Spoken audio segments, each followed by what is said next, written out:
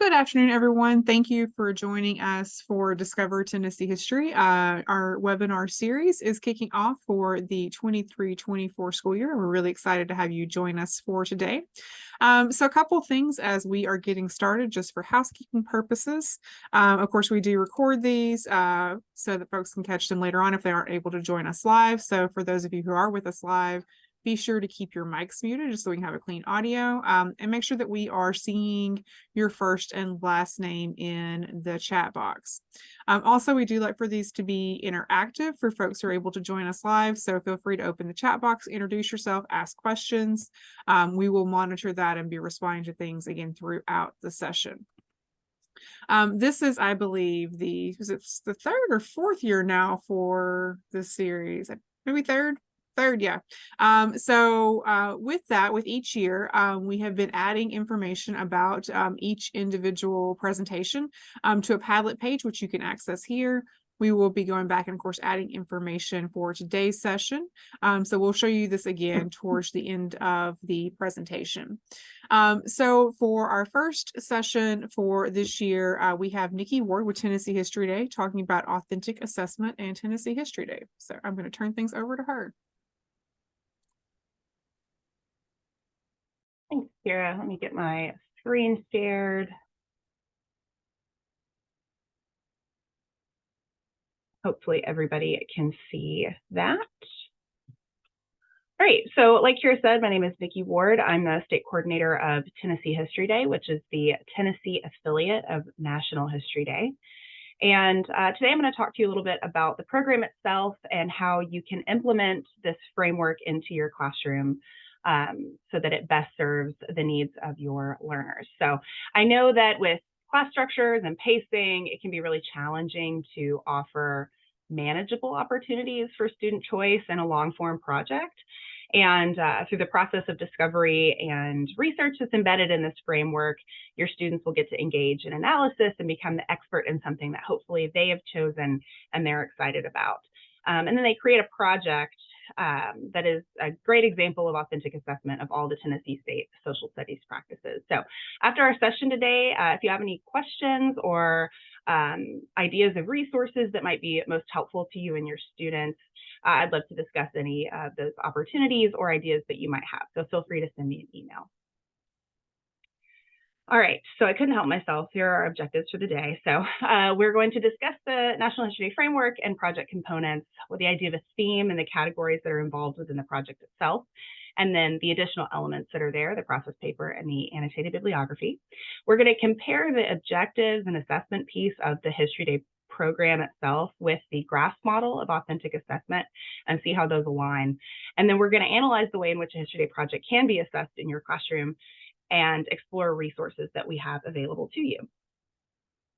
So talking about History Day itself, if you've participated before in the classroom or even as a judge, I'd love to know what your impressions are. You can say something in the chat. I know that Lindsay and Kira have both been involved before.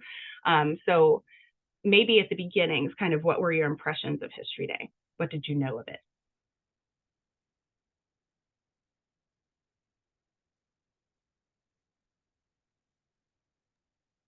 Well, while folks are typing in their answers, I will share. I know when I was working, when I was a grad student, it was my first introduction to it, and it was the first time I'd ever heard of the program. And so it was really interesting. I know I was very jealous that I never got to participate as a student myself. So yeah, so over the years, like it's been interesting to see the program grow and dig and see what students, what topics they cover, how excited they get. I love History Day. Most of the things I hear are like that. They're jealous they didn't have it as a kid. It's been around since the 70s, but it was not as widespread back then. They think it's just the contest piece. They just think about the contest, or they're overwhelmed. So my goal is to dismiss some of the myths that exist about History Day and help you see that it is totally manageable for your classroom. Lindsay shared she knows very little, and the first time she'd heard about it was when she joined TSLA. So let's meet Tennessee History Day just a little bit. It is a part of National History Day, like I said before. It's a project-based learning framework where students are asked to be the historian. They get to do their independent research and create a thesis, and then present that to a larger audience through the vehicle of their chosen category. And that larger audience, it can be your classroom. It can be a school level contest. It can be those district and regional contests that we host for you. It can even be patrons at the library or a documentary showcase at your school. Something that Lynn O'Hara, who's the programs director at NHD, says is that history without an argument is an encyclopedia. So our goal is to move past the encyclopedia of history and have students be the historian by creating an argument with the resources they've discovered. This is a breakdown of the regions and districts across the state. We aren't in every county yet, so if you know a teacher in Hardin County, please let me know. I'd love to talk to them. Most students who experience it only experience it at the school level. They use the framework and put together a night for people to come view their work at a school competition. And for some students, these projects open up a lot of different opportunities for them. We've had students that their work has been used in county museums, county libraries and archives, internships, and documentary showcase nights. The previous director of the program here in Tennessee said History Day is a door. You just kind of walk through it and you don't really know what's on the other side of this research project. And this is just the very beginning of this research journey, the way this is laid out. We have district contests that are held in Greenville and Harrogate, the very northeast part of the state there. And this is the first part of History Day. Those take place in November. And then kids place first and second there. They move on to the Greene County, that's east. For the rest of the state, they just start at the regional level. So we have southeast there in the blue, middle in yellow, north middle in orange, and the pinkish over there is west. And those regional contests are held in Knoxville, Cleveland, Nashville, Murfreesboro, and Memphis. And Kira actually this year is going to be our middle regional coordinator. So we're really excited to have her aboard as in that position. And then I run the state level contest, which takes place in Nashville on Capitol Hill and various buildings there. So if students place first or second in their regional contest, they get to come see me in April. Now that's the contest itself. Students can participate. Like I said earlier, it's a year-long history education program for students in grades 6 through 12 that focuses on that project-based learning piece. And it's an opportunity for students to learn history by engaging in that research. And it can be in any topic in world, national, state, or local history. We are called Tennessee History Day because we are the Tennessee affiliate of National History Day. We love when they do Tennessee-based topics, but they don't have to. It needs to work to fit their interests as well as your classroom. And students participate by creating that project, and then they are eligible to compete if they're interested in the contest component. Divisions are created by grade level, so junior is grade 6 through 8, and senior is 9 through 12. If you have your entire 8th grade compete, the winners at that school level contest would move on to the regional contest. We do have entry limits there. Generally, we have about 7,500 kids across the state that participate in the program in some capacity. If you don't teach grade 6 through 12, that doesn't mean you can't do History Day. It just means you can't come to the contest that we put on, but you're still more than welcome to take any elements from the classroom and from the framework and implement those into your classroom, and I am happy to help you navigate that as well. It has been found that students who participate in History Day do show better test scores and gain skills that they'll need in college or in joining the workforce. History Day does teach higher order thinking skills, and we know that historical thinking skills are analytical thinking skills. It meets all of the Tennessee Department of Education social studies practices and any standards you need it to. It is very malleable to you and your learners. And it offers a framework in which you can implement into your classroom, students having the ability to make choices in their own learning, as well as an opportunity for self-regulatory skills, those soft skills like organizing your binder and keeping up with resources. Things can be really hard to teach in a long-form process, so this is an opportunity for that learning. And as a former 6th grade teacher, that was a tough one to get them to latch onto. So I like to ask, when a student has fully grasped a concept, a unit, or theme, what does that look like in your classroom, realistically or idealistically? For me, when I was in the classroom, it was students being able to speak to a topic with confidence. They felt they had ownership of that learning and could participate in a conversation surrounding that or writing about it. But this looks different in different classrooms. So I'm curious if anybody else has thoughts on when they've grasped a concept or a unit, what does that look like for you? Hopefully.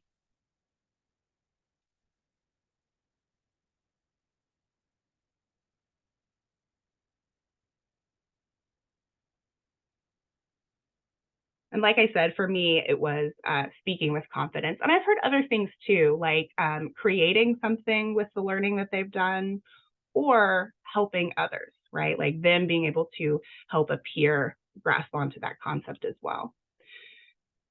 So we're going to look at an authentic assessment, the idea of an authentic assessment. GRASP is a model that's advocated for by Grant Wiggins and Jay Matai to guide teachers in designing authentic performance-based assessments. So this model is just a quick check to see if all the elements are there for the success of this assessment. And the outcome for an authentic assessment is a long-term goal, an opportunity for self-reflection. We're blending content and performance, adding in student choice, and a chance to move past recall. So with the idea of this model, we are climbing from the bottom of Bloom's to the top by using that authentic assessment. And Wiggins defined authentic assessment as engaging and worthy problems or questions of importance in which students must use knowledge to fashion performances effectively and creatively. The tasks are either a replica or similar to the kinds of problems faced by adult citizens and consumers or professionals in the field. So basically, real life isn't multiple choice. So how can we best assess our student historians? And when we are looking at creating an authentic assessment, we need to have a goal. So what task do we want the students to achieve? What's the end result? What role do they play in that task? What is the audience of the thing that they're creating? What situation are they in? What's the context or the challenge here? Performance, what are they creating or developing? And the standards, how are they going to be judged? All of these elements are what take the creation of an authentic assessment. And I'm showing you that National History Day has all of these elements within it if you are interested in implementing this idea of assessment into your classroom. So with this, we start with the 5 categories of National History Day. So students do their research, we'll talk a little bit about that later, and they present their findings in either a documentary, an exhibit, a performance, a website, or a paper.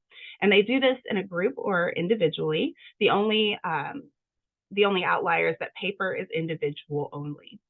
And then this just represents kind of the stages of the contest structure itself. Most students take place at the regional level there, and less and less students are participating in the contest structure itself till we get to about 65 kids that go with me to nationals in June. So I briefly talked about the categories. We'll come back to that later. But the key elements of a History Day project, it starts with the topic selection. So to provide focus for student research, NHD has an annual theme. And it's really big and broad on purpose to give students a lot of leeway to interpret and find a topic that interests them that also aligns with that theme.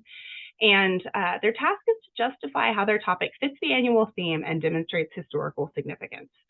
It can be difficult to demonstrate historical perspective for really recent topics. This is one of the largest questions that I get is how far back in time do we go? And I often tell students if historians have not written about it yet, it is likely not a good NHD topic. If it's a recent event, we encourage students to look back in the context of that recent event to find something that is related to, that they could bring that event that they're interested in as a long-term effect. But we are looking for historical writing on this, on the event needs to be present. And again, to understand the historical importance of these topics, they have to ask questions of time and place, cause and effect, change over time, and impact and significance. This year's theme is turning points in history. So when I'm engaging with a student as we're thinking about the topic, some of the example questions we would kind of start with students is, in general, what is the definition of a turning point? What does that mean?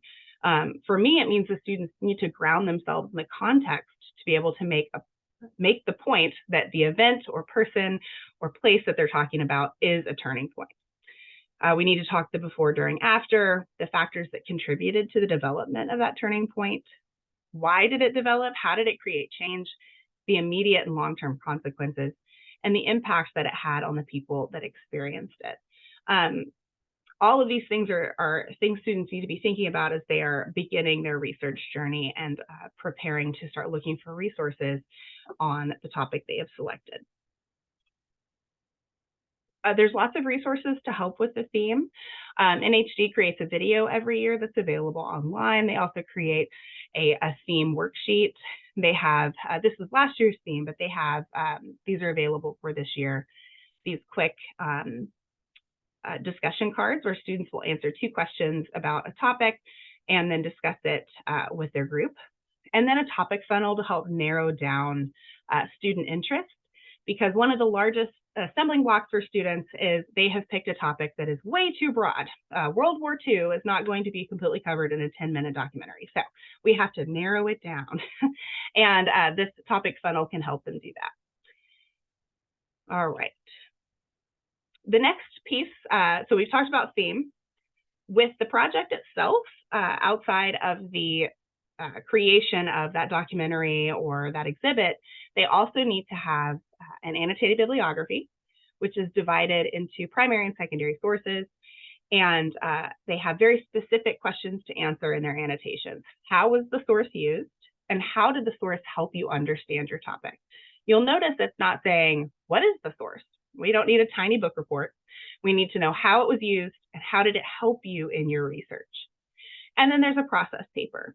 It describes the story of their student research and the conclusions that they came to. With this as well, we have very specific questions that students need to answer. How did you choose your topic? How does it relate to the theme? How did you conduct your research? What is your historical argument? In what ways is your topic significant in history? I find these last 2 questions most helpful for alignment. You may have a student that writes their process paper and says, my argument is this. And then you look at their project and you're like, that's not the argument you're making, or I don't see an argument at all. It kind of helps pull them in and make sure that everything lines up the way they are in their mind presenting their work. All projects have these elements and they ground the student work and are used for judging, but also they add written components for classroom evaluation. They also provide an opportunity for reflection. You'll notice that's mainly what these questions are. You can have all the sources in the world in your bibliography, but if they're not evident in that project, they need to go back and make sure that they are implementing all the things they think that they are. And my biggest tip here is, especially with your middle school students, make sure they are answering these questions specifically. Sometimes they like to share other things, which is wonderful, but we need to make sure we're using our space and words wisely. All right, again, I mentioned the category options earlier, but briefly we're going to talk about what they require. So students have picked their topic, they're working on that research and creating that argument, and then they need to choose the vehicle in which they're going to make that argument. The category is shaped by the topic, not the other way around. You may have a student that really wants to write a paper, but their topic is the history of animation. And that doesn't really make sense, right? We need to make sure that those are aligned. So let's start with the documentary. It's an audio-visual presentation that uses multiple sources of primary sources like images, videos, and sound to communicate that historical argument. And this is really great for students that have a grasp of how images and sound work together, students that have technical skills and have access to the things needed to make a documentary. It's good for groups because they can kind of divide the labor of the video and images themselves. And it's important to know that documentaries must be no more than 10 minutes in length, and that includes source credits at the end. And when it comes to the contest structure itself, students have 5 minutes at the beginning to get set up and get their documentary pulled up and introduce themselves, and then 10 minutes to play their documentary. and then 5 minutes to clean up and interview with the judges. That is true for all categories. The time is different, but there is, for things like exhibit and documentary and performance, they have setup time and cleanup time, as well as that interview time. All right, let's talk about exhibit. Exhibit is a three-dimensional physical and visual representation of their research. And this is good for kids that are visually creative. They have time and materials to construct these exhibits. They do not have to be these giant exhibits that you see here. This is the hall at Nationals. I need to include a picture of a regional contest because this is not the norm. So they need to be able to have access to materials to create an exhibit. They need to, this is good for groups that can meet together. So this is a good school project. And they're allowed to have media devices, but there are rules about that within the rule book itself. So make sure kids are paying attention to that. And they are limited to 500 words on their exhibit, student composed. With the paper, we know what a paper is, right? It's a written format presenting that historical argument and their research. It is the only category that is individual, and it does require a processed paper and annotated bibliography. This is good for students that prefer to work alone or maybe need to work alone. They have a strong grasp of language and they're organized and have the ability to construct that argument in a way that makes sense to them and their reader. A performance is a dramatic portrayal of your historical argument. This is good for students that have time to do that research and then create a script and turn it into a performance. They need to have an understanding of narrative. This is good for groups that can meet together and work on this creation of that script and project itself. It cannot exceed 10 minutes in length. They can have media devices, projections, sound, lighting, but the simpler the better because they have 5 minutes to set up and mom or uncle can't help you. It has to be all student run. And they have 5 minutes to tear down and do that interview with the judges. So if you have a really complicated set, you're not able to spend time and talk with those judges at the end. We do have something called reasonable help. What this means is you are allowed, we don't expect a 12-year-old to be using a saw as they're creating a set for their performance. We do want adult supervision and guidance with that. But the students need to be the one directing how things look, taking charge of figuring out costuming and props and making sure it aligns with the historical research that they've done. So reasonable help is allowed, but they need to be in charge of it. This year, we need to have a recording of that performance submitted online, same as last year. And it's just one take, dress rehearsal recording, and uploaded in advance of the contest. And then last, a website is a collection of web pages that students use to communicate that argument. And they use a specific website called NHD Web Central. It replicates website builders online, so they're kind of getting a real life experience of how to build a website. And this is good for group projects that they need to be remote or work on things from home because everybody has access to this on the internet.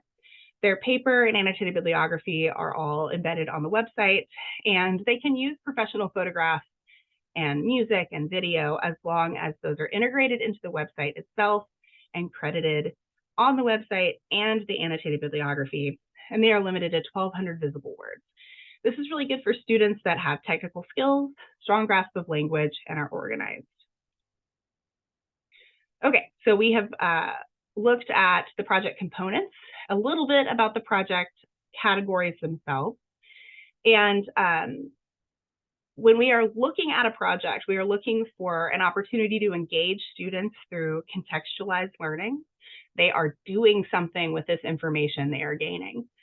They're providing simulations of a real-world situation or challenge that adults might encounter, not only within the historical world, but sometimes digital if they're doing websites or documentary, but also interpersonal, right? Getting to work with their teammates or adults as they are doing research and asking for guidance on sources. It creates an opportunities for students to practice transfer of learning, and it fosters curiosity and building experience with students.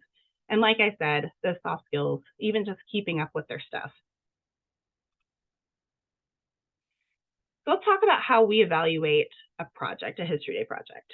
The entries are evaluated on historical quality and clarity of presentation. So this would be the standards piece of that GRASP model. The category itself would be the performance piece.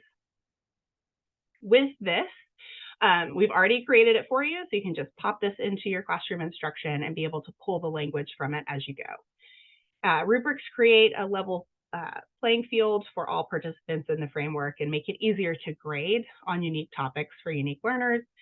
So we like a good rubric. So here's some information that I tell judges as we are training. The most important thing here is historical quality in relation to the theme. Do not get hung up on things like clarity of presentation errors, glue smears, improper formatting. All of that can be corrected before the next level of the contest. We are looking at the work that they have brought with them. We want them to dig into that and find feedback that is helpful for the students and help elevate their work to the next level. So the pieces of historical quality here: historical argument, wide research, primary sources, historical context, multiple perspectives, historical accuracy, and then significance in history. This is the same for all categories. The only thing that will be different between categories will be this 20% clarity of presentation, because they have different things within each category, right? Documentaries are different than an exhibit. So there's a few things that differ on the back of that rubric. There's also student voice there. So what we're looking for with student voice is who is doing the heavy lifting of the interpretation here. Is it secondary sources, or is it the student? Who is being the historian as far as their voice? Is it present? The function of the rubric is written for judges. I think that's important for everybody to remember, right? This is for a contest, and it's used for judging. Everybody has access to this in advance, and it streamlines the evaluation and makes it the same for all students. We hope it deters bias based on topic, and it helps keep judges focused, because I promise you they are just like students, and that sometimes we need to bring them back to the task at hand. Something I like to remind teachers is, do not give the judges an opportunity to give your students feedback they could have given themselves. Make them work for feedback. So I know in some cases you may have told a student something 1,000 times and they're just not getting it, so they need to hear it from another grown-up. But in general, getting students to spend time with the language that is here in these rubrics in advance will save them from feedback they either don't understand or it isn't helpful because it's something that is obvious and they could have cleared up before the contest. So zooming in a little bit on the way the rubric is written, I want to quickly point out the social studies practices. I'm going to run through them really quick. Collect data and information from a variety of sources, critically examine primary and secondary sources, synthesize data from multiple sources, construct and communicate arguments by citing supporting evidence, develop historical awareness, develop geographic awareness. This is what the rubric looks like. This is just the top portion, but what you see is a scale here, and we use a consistent scale model, meaning you're going to see consistently supported by, mostly, somewhat, and supported by minimal analysis in each of the sections of that rubric. And with the social studies practices, you're going to see that this rubric aligns with that. So when you use the rubric in your classroom, you are actually assessing your students' current ability to do those social studies practices. If your students become more familiar with this language before the contest, you will spend less time deciphering judge feedback and use these as a means of making sure everybody's kind of speaking that same academic language. Encourage them to use the language that's here as they talk about their own work with you, with others, as they're talking about their peers' projects. Often this is an actionable way to incorporate new words that doesn't require an additional quiz or worksheet. Quickly, we're going to look at a few of the sections of the rubric itself. And again, this is the standards part of that GRASP model. We're going to see how these display critical, creative, and historical thinking. So with historical argument, it's the very top. Historical argument is consistently supported by analysis and evidence, mostly supported by analysis and evidence, somewhat supported by analysis and evidence, or minimal analysis or evidence is there. What we are looking for with historical argument, is there an argument, or are kids just saying something, right? Is there something that can be disagreed with or agreed with? That requires thorough analysis from the student, right? And then, is the argument consistently pointing back to primary evidence for support? And is it being analyzed or simply stated? Is there originality of thought here? We don't want them to speak through secondary sources. So who's doing that talking? Historical context, relevant connections to topics, time, and place are consistently made and analyzed, mostly made and analyzed, somewhat, and limited. Are they just pointing to the context, or is it integrated in the project? Historical context, we know, is the larger setting in which the topic takes place, and we're looking for what is going on that would have an impact on this topic. We know there's lots of types of context, right? Social, cultural, economic, but is there change over time that's present there? And something that we say at the contest is no context, no contest, meaning if the student isn't grounding their work in what is happening at that time, they won't be able to make a clear argument and they won't move on. So if you have a very competitive student, they need to make sure that context is present. And then the last one we're going to kind of zoom in on is multiple perspectives. This ties really well with another section of the rubric called wide research. And with this, we are looking for varied perspectives are consistently included throughout the project, mostly included somewhat, and they're only there in a limited way. Perspective is one point of view, one person's experience, or one side of the story. So we are looking for different sides to the stories that offer sources that have different viewpoints. Students need to be the detective here. Who is involved in this story? Who do you see in the preponderance of primary sources? And then whose voice is missing? Who do you need to dig a little bit more to find and make sure is represented in that project? Because they all make a full picture of what is happening at that time and how that is a turning point in history. They're being challenged to pull this throughout the project. As you can see by the way that it's worded, we are not just putting multiple perspectives at the end of the project to make our point. It needs to be present throughout the entire category project. Okay, so how does this fit into your classroom? There are lots of ways to incorporate History Day as a whole or in pieces into your classroom setting. Some people make it a mandatory part of their class. They work with their departments and have entire grade levels compete. Some do it as a small group or club, and those can be really successful. This really works well with team teaching. One thing I often recommend is don't take on all this labor by yourself. Work with someone else, whether that be a librarian, a media specialist at your school, ELA teacher. If you have students that are doing a performance, reach out to your drama teacher. If you have students working on a documentary, do you have an AV person at your school that could help them? Another thing to think about is that the rule book itself is for the contest, not the classroom. History Day will look like what it needs to for your classroom and your students. I do hazard don't forget the rule book. Like if you do this on your own for a couple of years and decide you are ready to take on the contest, don't forget that the rule book exists and make sure you are following those things before you attend. Diet Coke History Day is still History Day, meaning if you just do this at the classroom level and don't come to the contest, I am still your coordinator. So please reach out to me with questions that you have, ways to implement this into your classroom. Some other ideas, limit categories. If this is your first year doing History Day, do not let them do all 5 categories.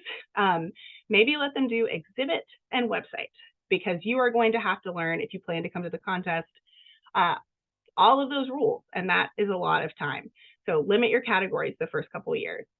Limit your topics. You might print out your standards and say, look at these units to find something you are interested in and dig in further from there. Limit group size. You can have up to 5 kids in a group. Do you need 5 kids in a group? Don't let 5 7th graders work together, because sometimes it can get dramatic. So just kind of keep that in mind as you are figuring out how this works in your classroom. And then making the contest an optional component. I think it's important to conceive of History Day as a semester 1 project if you plan to come to the contest, meaning by the time they scamper away for winter break, it is mostly done. If you do this as a semester 1 project and you don't really intend to come to the contest, but you have several projects that you really feel like the kids would benefit from coming, maybe it's an optional component of the project itself. A few other tips. Here in Tennessee, documentary and exhibit are our most popular categories. There are fewer participants that enter performance and website. So if you have kids that are competitive and like to run the numbers, this would be their most reliable way to move on to the next level of the contest beyond creating a really stellar project. Students can never have enough primary sources. It is important that they not just rely on photographs as their primary sources. The Library of Congress, Kira at MTSU, TSLA, they're great resources to help you find other types of sources that ties to that wide research portion of the rubric.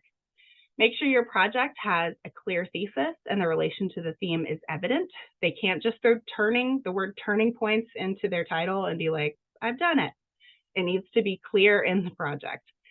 Prepare students for the judging process. It will save you time and emotions on the back end if you make sure they're familiar with the rubric beforehand and they know they're going to be talking with the judges. Somehow students still show up and they are surprised they have to talk to people. So make sure they know that in advance of the contest. Practice giving and receiving feedback. That can really help a lot. If students are creating a website, be sure they do it in the NHD Web Central website. If they make it in Google Sites, we can't have it at the contest. So just make sure that they are doing it in the correct website itself. And then reach out to your coordinators if you have any questions. All of your coordinators' contact information is available on the website, and we are here to help you navigate this competition in whatever way that looks like for you. So be sure to do that. All right, lastly, I want to point out some resources that we have for you. We have a toolkit. It's a Padlet page that I have so much stuff on for you. And you can feel free to take from that what you will. 2 years ago now, we wrote a guidebook through a grant with Library of Congress called The Educator's Guide to Teaching with Primary Sources in Tennessee History Day. That is available online as a PDF for you. There are things like instructional rubrics where they are formative instead of summative, available online, rubric codes, literacy choice board, guided notes, all kinds of things. Your biggest resource is myself and your regional coordinator. Some examples of things that I have, I know I talked about the annotated bibliography and process paper earlier. We have guides on the side that this is in the guidebook itself. And I made these as fillable PDFs too, so if you just want to throw that in your learning management system. It has the questions students need to answer on the side, rules specific to that piece of the project, and then links to the rule book and some videos that are helpful. This is a literacy choice board if you're wanting to incorporate that into your classroom. They've got a must-do at the top and then choose to at the bottom. Instructional rubrics is just another means of evaluation. These are for growth, not a final assessment. This can be really hard for kids to understand when we mostly use rubrics as a means of assessment. So this kind of takes the mystery out of the assignment for them. You can use these, their peers can use these. I really like them for self-assessment, independent work. And they can use all these points of information to make decisions about their own work and then conference with you as needed. They also can be really helpful for students that struggle with focus, finding focus in their effort. Maybe they feel overwhelmed when they see that whole rubric. They don't know where to put their time. It also works as a means of a modification for your students that maybe need short, distinct steps or limited language on the page. This is what they look like. It is just one section of the rubric and then some questions analyzing where they're at in that moment with this specific section of the rubric. All of this is available online. Not groundbreaking that rubrics are helpful, right? So just know that these are free online for you. Use them in conjunction with your ELA practices that you already have. And for example, they can highlight relevant criteria in their work. They're transferring those skills. And as it relates to History Day, this is the judge's tool for evaluation. So the better your students understand it, the better their work will do at the contest. And I really like these as an opportunity for student voice and autonomy. So maybe you have independent work and you tell your students, go pick an instructional rubric and that you think you need work on, or maybe one that you're doing really well at if you have a student that needs a little bit of a confidence boost, and they can work through that on their own. The Educator's Guide is available online for you. Like I said earlier, it was funded in part by a grant from the Library of Congress and Teaching with Primary Sources, as well as a donation from the Cumberland Pharma Foundation. And I won't read through all of this, but there are all kinds of pieces of curriculum in there for you. so that you don't have to build all of this out on your own. One of the things that I really like that are in there is lesson plans from Tennessee educators that implement TPS strategies and NHD. So you can see how they're incorporating elements from not only using primary sources and analyzing those, but also drawing in elements of History Day into classroom instruction. So again, this is what Tennessee looks like across the state. If you go to tennesseehistory.org, click where it says Tennessee History Day right up here at the top, it'll bring you to this page. And you'll just click wherever you see your region, the color down here at the bottom, and it'll take you to your specific web page with your specific coordinator information. This is what that toolkit looks like. It's the Padlet page. And there's all kinds of information on here. I link registration guides as they come available, the rubrics, videos, all kinds of things. Actually, I'll show you quickly. I had somebody email me in a panic because I moved some things around. So I have project resources here. There is a student Padlet page specific for them so that they are not overwhelmed with the chaos of the teacher one. And then all of the new pieces of curriculum that aren't in the guidebook that I make periodically are found in this drive. They used to be all linked under project resources and it was just too long. So I figured it'd be easier to put them all here and you can access them as needed. And then this is also where you can find fillable PDFs for your students to be able to type into directly. That is my contact information. It's historyday@tennesseehistory.org. And I'm here for any questions that you may have. So thank you so much for following along. I know it's a lot of information, so feel free to email me with anything you're curious about or need help with. That's it for me, Kira. All right, so I have just a couple quick things. So let me share my screen.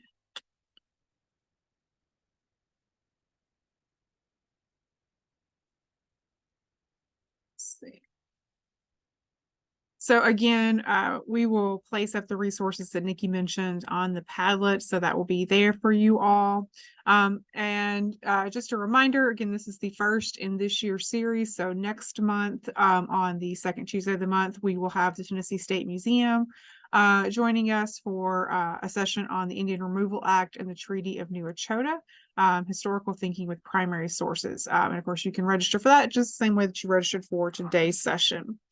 If you are interested in receiving PD credit for watching or participating in this session, please feel free to complete the form from the address that's listed here.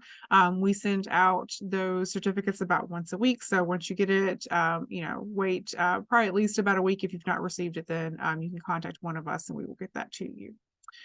Thank you again so much for joining us today. If you have any questions, please feel free to stick around and have a great rest of your day.